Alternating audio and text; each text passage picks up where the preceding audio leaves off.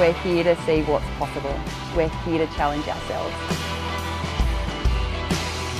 They're trainable and they love people. And Stormy has all of those factors.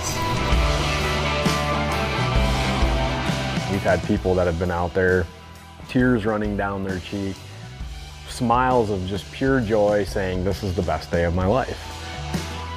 It's just such an authentic, small community of people that love flying. We always have a good time together. I really lost the record. I live for it.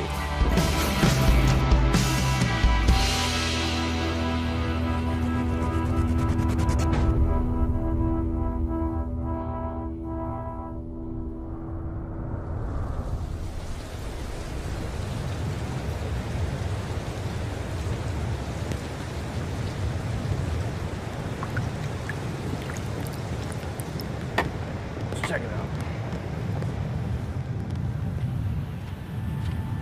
Yeah, I mean, with this much rain coming down like literally non-stop, once it starts getting water going down it tends to flood pretty quick. Yeah, I mean, the water level's one thing, but it's when there's giant trees floating down it that becomes troublesome.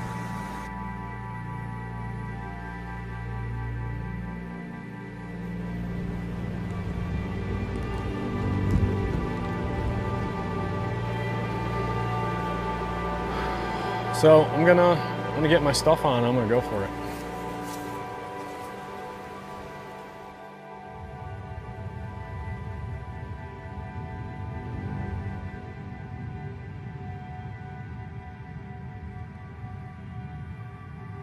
For many, Alaska is a bucket list destination, and when adventure travelers make the journey to Seward, Alaska, they look to Kenai Backcountry Adventures to provide them an experience and memories that will last a lifetime. But these are the Kenai Mountains, where weather is unpredictable and conditions can shift on a dime. For the KBA guides, that means always being ready to pivot and adapt on the fly.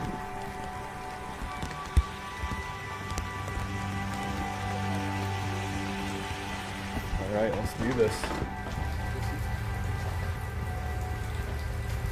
I started seeing some really beautiful areas on the Kenai Peninsula and some beautiful backcountry areas, and really getting a broad sort of overview of how massive the Kenai Peninsula is, and then also just like how austere and rugged and remote it is. I'm like, people need to know about what exists on the Kenai. People need to see this. And that was like, boom. That was the idea that sparked KBA. Yeah, I mean, with this much rain coming down like literally non-stop, we got some raft trips going out today. So before we head out of town, we just want to give it a good eye and then see what we're looking at and be able to give the guides some updates.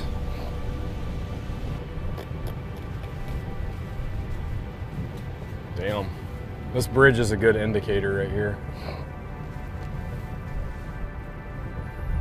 Oh yeah, holy shit. Holy shit, dude.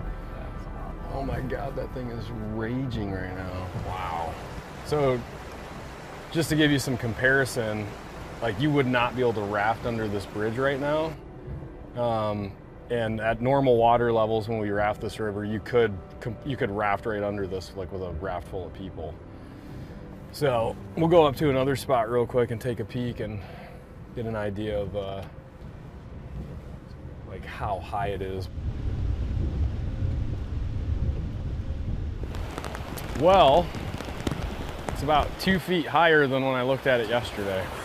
Yeah, there's no way he's taken out there.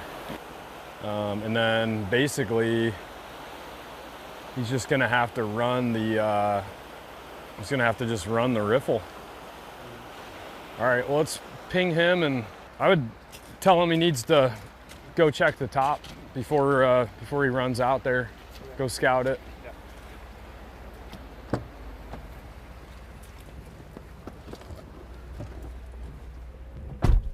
we're solution oriented, and we don't like to say no, and we always like to try to find a way to make things happen if we can. Obviously, when we're up against Alaska's weather, you know, there's only so much you can do, right? So what we're looking at is, I mean, we got a destination we would like to go to, and our chief pilot is saying that's not going to happen. So we're trying to look at potential alternatives to where we may be able to go and still be able to pull off a trip for these guests. Okay, yeah, appreciate it. All right, thanks, bye. Yeah.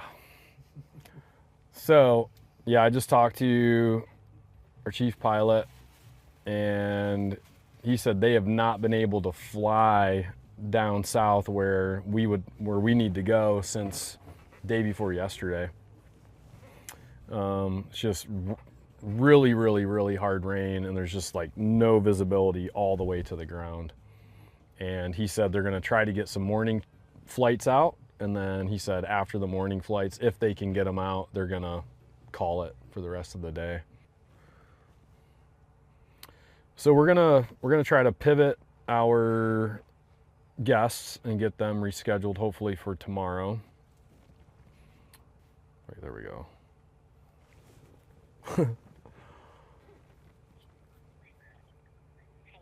Hi, is this Tammy? Hi, Tammy. This is Kyle with Kenai Backcountry Adventures. How are you? So we just got word from our chief pilot. There's no way they're going to be able to fly today. Great. Thanks, guys. Appreciate your flexibility. Bye-bye. Cool. So we'll get them rescheduled. Yeah, so because we can see the top of the river, we can see where we put in, we can see the bottom where we take out, there's that missing piece of the middle of the river that we can't see. So now that we're back here, we're not bear viewing, we're not doing what we're going to do, I've got some time in my schedule where I can go scout the river.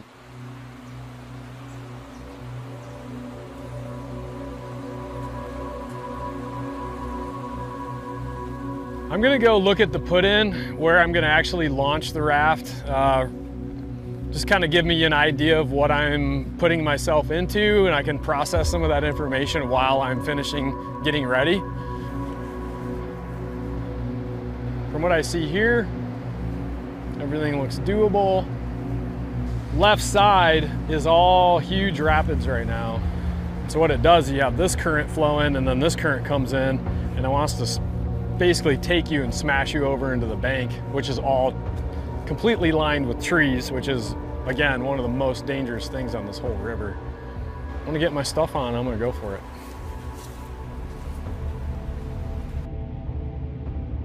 I gotta stay alive. And that might sound a little crazy, but it's dangerous. It's just me and the elements, it's me in Alaska, and you know, like, I'm responsible and 100% in charge of my own destiny at that point.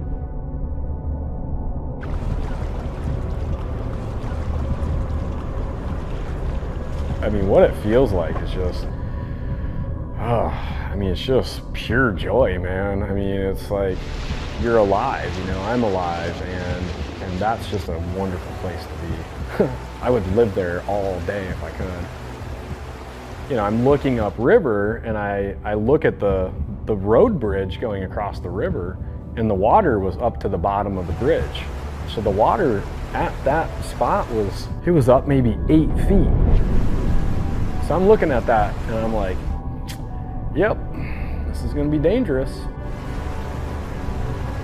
And I really need to focus on not allowing my nervous system to take over in the sense to where it starts to put me in a fight or flight response. So I can stay in a true clean state of mind and really focus on the task at hand, which was paddling the river.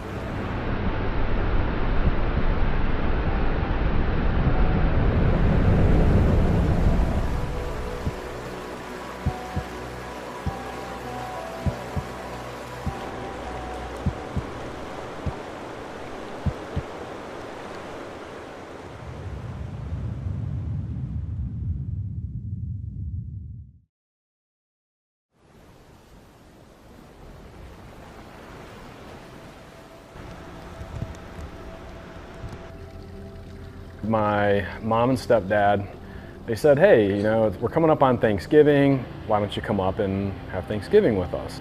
And they're like, okay, well, if you're gonna come to Alaska, we're gonna pick you up in Anchorage and we're gonna drive you down to the Kenai Peninsula. And they're like, it's kind of a long drive, but it's beautiful. And so flying to Anchorage, it's, you know, late November.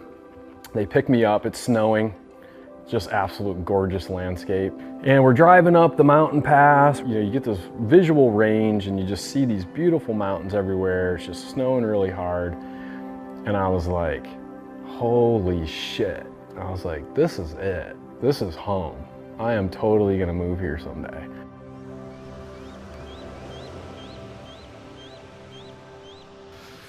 All right, so so welcome to Kenai Backcountry Adventures. I'm gonna give you a little tour behind the scenes of our operation here and what we do and sort of the wizard behind the curtain, if you will. So here's our main check-in area. This is where everybody comes in. This is where we greet all our guests as they come in for our tours. And of course, we have some super rad merch that you can get here. This is our little hangout area for our guests, so clad with our winter sports memorabilia. And here is a cool map area showing some of the places that our guests have come from around the world. And of course you can see there's people from all over the world, and then of course the United States. We got another map here showing a bunch of people. So this is kind of a cool spot for people to come in, put some maps in, represent their hometown and where they're from. So this is kind of a cool space for people to build community and hang out. And of course, you know, dive into some of our coffee and that kind of good stuff. So let me go ahead and show you kind of a little bit more behind the scenes. So back here is, this is what we call our glacier room or our gear room. We prep trips for the glacier, for rafting, for expeditions and stuff like that. So we basically will size people up for their crampons when we're taking them out to go ice climbing, and on the glacier, we'll get people sized up for their PFDs and everything when we're gonna go out and do rafting, put boots on. So all that kind of happens in here. Come around here in the back. This is our kind of our staff only area, but this is where all of our prep happens for especially our big trips. So in this area here, this is kind of the river side of things. So we have a lot of our pack rafting gear, our river gear, and that expands over here into our expedition side where we have a lot of our tents, our sleeping bags, all the stuff we use on our big expeditions, bear canisters, cooking equipment, and so on. All of our trips are turnkey and all-inclusive. You show up, we provide the tent, the sleeping bag, the sleeping pads. People can roll in here with their personal gear. We have backpacks for rent. And then on this wall behind you guys here, this is what we call our mountaineering wall. And so this is where we stage all of our mountaineering and glacier equipment. And then over in here, this is an area that we have staged for our river gear. So we have our paddles for pack rafting, for river rafting, boots for rafting, PFDs. And as you can see, I mean, we utilize like every square inch of this space. I mean, it's, you know, the other day, this whole room was full of tents drying out from one of our expeditions, and we had one of our huge canvas tents in here drying out, and so you could barely even move in this room, but we use it all. And if you come this way, this is just our back door back into office land.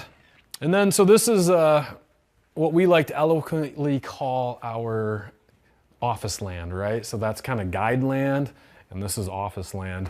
So speaking of offices, this is my humble abode, my office. This is where the wizard sits, right here. And so this is where the magic of KBA really kind of comes into play, and where the mad science happens and all the cool stuff that the ideas we come up with, the innovation meetings, the brainstorming, a lot of that takes place in this office right here. I grew up in Michigan. In the summertime, we would just leave the house in the morning on our bikes and we would just like go. And we'd be miles and miles and miles from home, and we just, you know, we'd ride them as far as we could. And if we couldn't keep riding them, we would ditch them, and then we would just hike, and we'd find these cool gravel pits, you know, and these gravel pits sometimes had like platforms built up in trees from like older kids in the area, and we'd climb the trees, get up in these platforms, and then jump off in these gravel pits. And then, you know, that led to just having to explore through the woods and look for other gravel pits and put rope swings up and stuff like that, and then swim in the river and go fishing. And yeah, so I just kind of have always had a natural appreciation and interest in just being outside. And I don't know exactly when I found the passion per se to like with the outdoors. I think it just like I had always kind of been in the outdoors, and then just someday I was just like, it was just that was my life more or less. Wow. Kind of pull your toes up a bit. Freestyle glissading. Woo! That's literally the best part of this.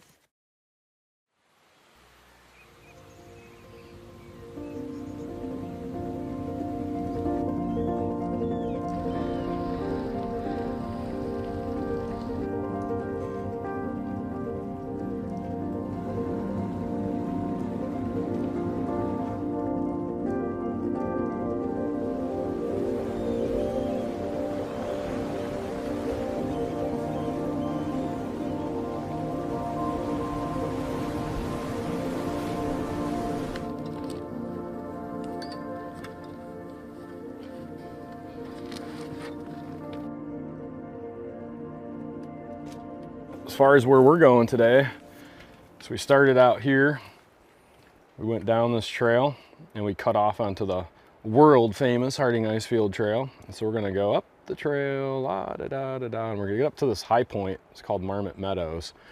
And then we've got a mountaineering trail that we take from there down to the glacier. And we're typically accessing the glacier in this zone over here. So it's a beautiful day. Take advantage of it.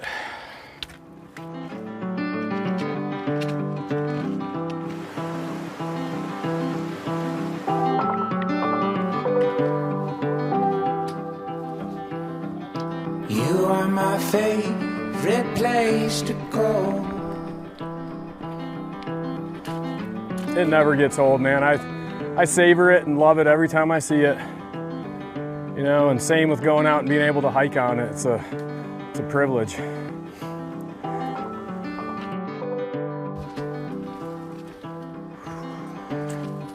You are my favorite shade of Woo! There's the glacier. Exit glacier. I love the ground where your roots have grown. You're my favorite place. This is my other office. I like this one a lot better than my town office. No desks out here, man. Yeah, look at that. Isn't that gorgeous? Wow. And it looks like it's really close, but it's actually still pretty far away. So without further ado, let's go get on some ice. Watch your step. You radiate my favorite tone. So the best thing to do is to find like a nice rock or something solid you can sit on. Put your harness and all that stuff on. I'll walk you through that, but this is gonna be our put on spot right here.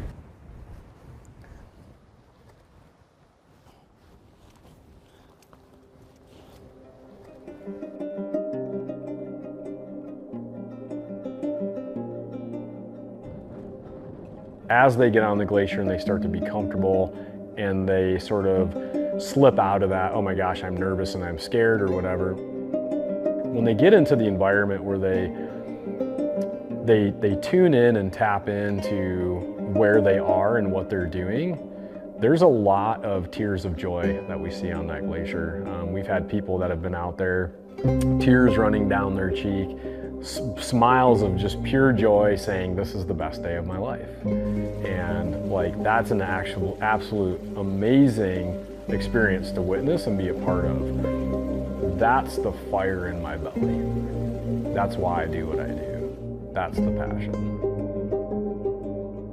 Yeah, so one of the, after years and years of doing this, And you know, ultimately everything I do out in Alaska is just classic route finding. Like you know, there's no trails, there's no existing routes. You have to figure those routes and areas out yourself. And basically, I've just developed this instinct or this ability to be able to really define and see those routes set out in front of me. It's a bit of a cool thing that's developed over the years that I tend to really hone well when I kind of get into that flow state. And I was thinking about it a little bit the other day, and it all started when I had like a really dangerous scenario and my life kind of depended on being able to get out of the mountains. And I was kind of just like at a place where I was asking for help from up above or whatever. And I was like, just please help me find the route out of here. And then all of a sudden it just appeared in front of me. And since then, I've been able to sort of step into that space and dial that in. Every time I go out there, it's still absolutely beautiful. I don't get complacent about it. I don't get jaded by it. It's just, you're on a glacier in Alaska. You know what I mean? It's awesome.